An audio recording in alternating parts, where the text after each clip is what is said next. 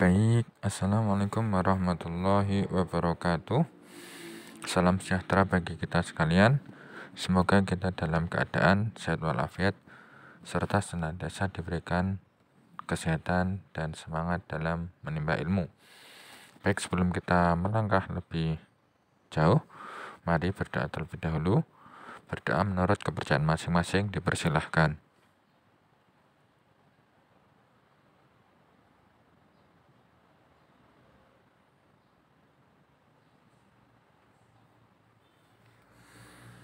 Baik, berdoa selesai.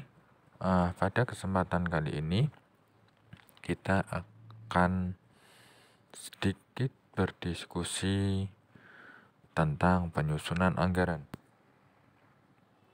Oke, anggaran itu merupakan bagian yang penting untuk perencanaan efektif jangka pendek dan sebagai alat kontrol dalam organisasi. Kenapa anggaran dikatakan penting, bagian penting? Ya, karena kita ketahui sendiri, hampir segala aktivitas, hampir segala operasional, baik itu perusahaan ataupun instansi apapun, pasti akan menggunakan yang namanya anggaran.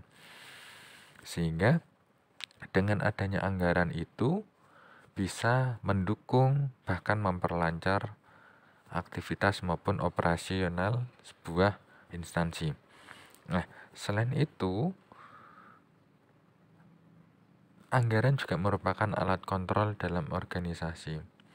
Tentunya ketika kita sudah memiliki anggaran, perusahaan ataupun instansi tidak bisa sesuka hati membelanjakan. Dilihat dulu, anggarannya adalah misalkan untuk beli kendaraan 25 juta. Maka bagaimana caranya perusahaan instansi tersebut mengalokasikan 25 juta itu untuk kendaraan? Nggak bisa kita, yaudah untuk kendaraan misalkan 17 juta, nanti sisanya buat beli laptop, buat beli ini dan itu. Maka adanya anggaran itu untuk mengkontrol. Apakah rusak? Ya tentunya tidak. Tentunya bisa untuk disesuaikan dengan kondisi juga. Cuman kan antara anggaran dengan realisasi diharapkan tidak terlalu jomplang, tidak terlalu selisih lah. Jadi ya kurang lebih 11-12. Oke.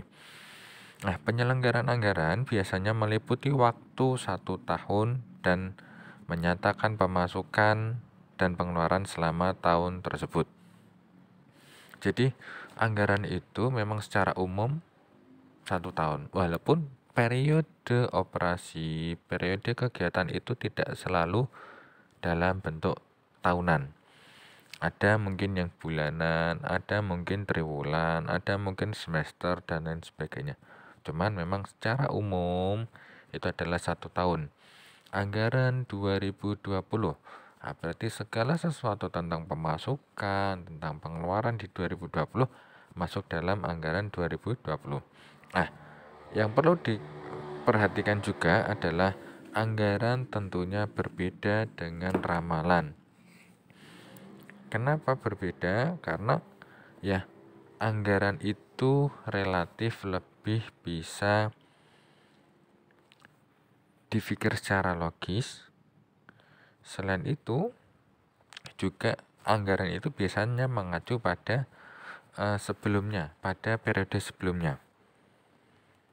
Jadi periode sebelumnya dievaluasi bagaimananya, baru nanti akan disusun sebuah anggaran. Adapun karakteristik anggaran diantaranya adalah anggaran memperkirakan keuntungan yang potensial dari unit perusahaan. Dinyatakan dalam istilah moneter, misalkan dalam satuan uang, rupiah gitu misalkan, umumnya berdurasi 1 tahun, merupakan perjanjian manajemen, usulan anggaran perlu diperiksa, dan adanya evaluasi antara kinerja dengan anggaran. Nah, anggaran itu merupakan beban ataupun biaya yang dikeluarkan, yang ditujukan untuk mendapatkan keuntungan atau untuk mencapai sebuah tujuan tertentu. Kita misalkan ingin mentarget laba sekian persen ataupun laba sekian juta misalkan. Anggarannya diolah untuk membeli misalkan ya bahan bakunya, tenaga kerjanya dan lain sebagainya. Lalu dinyatakan dalam istilah moneter ataupun uang, anggaran untuk beli kendaraan 25 juta dan lain sebagainya. Durasinya 1 tahun, merupakan perjanjian manajemen. Ini maksudnya adalah untuk menjadikan manajemen adanya komitmen, di mana nanti para manajemen yang menyetujui itu akan menerima tanggung jawab untuk mencapai sebuah sasaran tertentu. Nah, usulan anggaran perlu diperiksa, ini jelas, karena tidak serta-merta anggaran akan disetujui. Tentunya oleh pihak yang lebih tinggi ataupun pimpinan yang lebih tinggi, itu baru usulan tersebut diberikan. Nah, anggaran juga bisa berubah dalam kondisi-kondisi tertentu. Adanya kondisi darurat, adanya kondisi yang memang mengharuskan adanya perubahan dan lain sebagainya. Dan tentunya adanya evaluasi antara kinerja dengan anggaran. Dalam misalkan sebulan, 2 bulan, ataupun periode tertentu, pasti akan ada evaluasi antara pencapaian kinerja dengan anggaran yang telah dikeluarkan. Lalu, anggaran memiliki beberapa kegunaan. Di antaranya adalah untuk menyelaraskan dengan rencana strategis.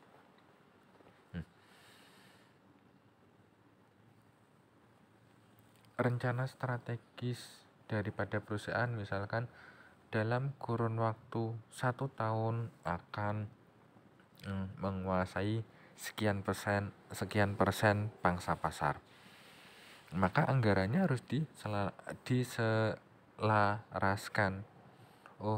Untuk mencapai tujuan yang seperti itu, anggaran yang dibutuhkan kurang lebih untuk bagian ini, untuk membeli ini, untuk promosi dan lain sebagainya. Lalu untuk mengkoordinasi kegiatan. Nah, kegiatan berupa promosi.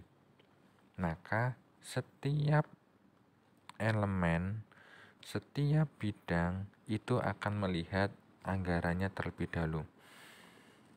Anggaran untuk entertain segini, anggaran untuk konsumsi segini, anggaran untuk iklan segini, dan lain sebagainya. Sehingga kegiatan-kegiatan yang awal mula terpisah-pisah bisa dikoordinasikan dengan melihat kepada anggaran. Lalu ada penetapan tanggung jawab. Nah, anggaran yang nantinya disetujui tentunya akan menjadi tanggung jawab daripada bidang-bidang yang bersangkutan. Dan selanjutnya adalah dasar untuk evaluasi kinerja. Kinerja akan dilihat apakah sudah sesuai dengan anggaran yang dikeluarkan ataukah belum. Adapun jenis anggaran itu setidaknya ada 3. Yang pertama adalah anggaran biaya, di mana anggaran biaya ini sendiri juga akan dibagi menjadi 2, yaitu anggaran yang terukur, dan yang kedua adalah anggaran yang diskresioner. Lalu ada anggaran pendapatan dan ada anggaran laba. Oke, kita bahas dulu anggaran biaya. Yang pertama adalah anggaran biaya terukur. Anggaran biaya terukur ini biasanya itu anggaran yang digunakan pada unit-unit organisasi di mana hal tersebut biasanya dapat terukur. Contoh, misalkan anggaran untuk penggajian terukur. Oh, 1 bulan gaji seorang direktur utama sekian. Gaji untuk manajemen menengah sekian. Gaji untuk buruh sekian. Itu terukur. Oh, untuk misalkan anggaran untuk transport sekian, itu bisa diukur. Berbeda dengan yang diskresioner, yang mana anggaran ini tidak bisa diukur. Misalkan tentang efisiensi, tentang kedisiplinan, itu kan tidak bisa diukur. Nah, lalu selanjutnya adalah anggaran pendapatan, di mana anggaran pendapatan ini terdiri atas proyeksi penjualan, bisa dalam unit misalkan, dikalikan dengan harga jual yang diharapkan. Contoh, kita dalam memproduksi ban mobil misalkan. Berapa produksinya? Oh, 100 unit. Berapa harga jualnya? Misalkan 100.000. Maka anggaran pendapatannya adalah proyeksi daripada 100 unit ban dikalikan dengan 100.000. Nah, adapun karakteristik daripada anggaran pendapatan itu adalah di mana anggaran ini dirancang untuk mengukur efektivitas pemasaran. Karena biar bagaimanapun tombak daripada perusahaan adalah pemasaran. Bagaimana ya kita sudah memiliki produksi, kalau tidak dipasarkan ya maka produksi itu akan menumpuk. Maka perlunya adanya pemasaran agar produksinya bisa dijual, misalkan seperti itu. Lalu anggaran laba. Anggaran laba merupakan rencana laba tahunan. Anggaran ini terdiri dari seperangkat proyeksi ikhtisar keuangan untuk tahun mendatang dengan agenda-agenda ataupun kegiatan-kegiatan pendukung yang berkaitan. Di antara kegunaan daripada anggaran laba itu misalkan untuk alokasi sumber daya. Oh, perusahaan akan mendapatkan laba kurang lebih sekian, maka alokasi untuk sumber dayanya adalah sekian. Lalu bisa juga untuk merencanakan dan mengkoordinasikan kegiatan-kegiatan perusahaan. Bisa sebagai juga alat untuk membagi tanggung jawab.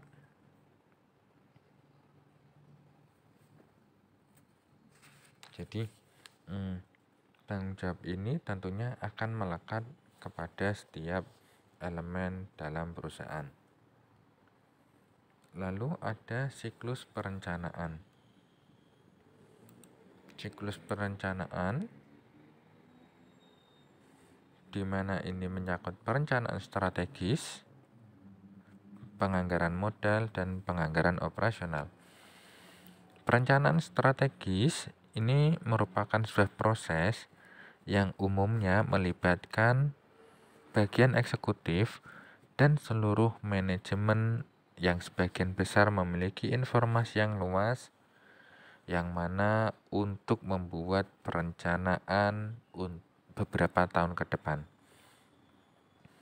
Biasanya meliputi visi misi, tujuan, ataupun tentang falsafah, tentang strategi, tentang unit bisnis, dan lain sebagainya. Lalu penganggaran modal itu melibatkan identifikasi program tindakan khusus yang mana untuk beberapa tahun yang akan datang. Biasanya spesifikasi dari masing-masing sumber daya itu akan digunakan untuk mendukung dan selanjutnya adalah tentang penganggaran operasional, di mana penganggaran ini merupakan penganggaran jangka pendek yang melibatkan persiapan rencana keuangan jangka pendek, biasanya untuk tahun berjalan. Jadi untuk tahun ini ya dianggarkan merupakan penganggaran operasional.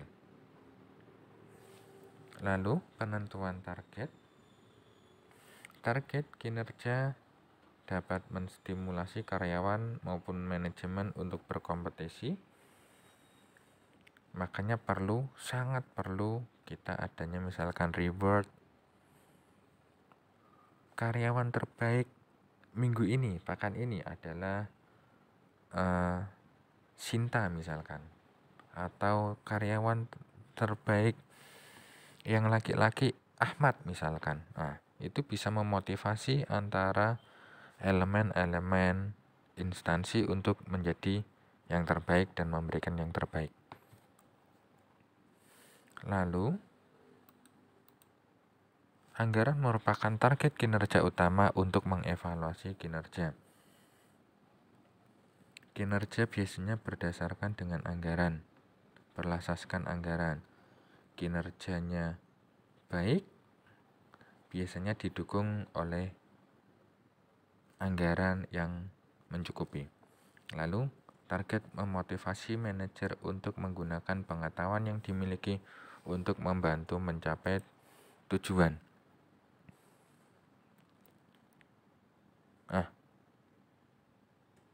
Manajer tentunya akan berpikir dengan kreatif, dengan sungguh-sungguh bagaimana cara target itu bisa tercapai. Lalu tipe target kinerja keuangan.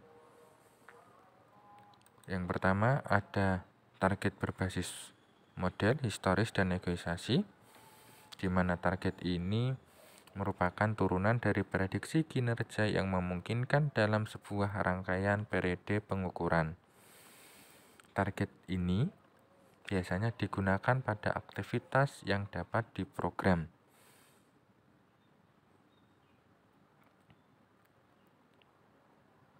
Lalu ada target tetap dan target fleksibel. Dilihat dari kata-katanya sudah cukup jelas bahwasanya target tetap ya dia tidak akan berubah selama periode waktu yang diberikan. Targetnya adalah perusahaan memasarkan produk-produknya.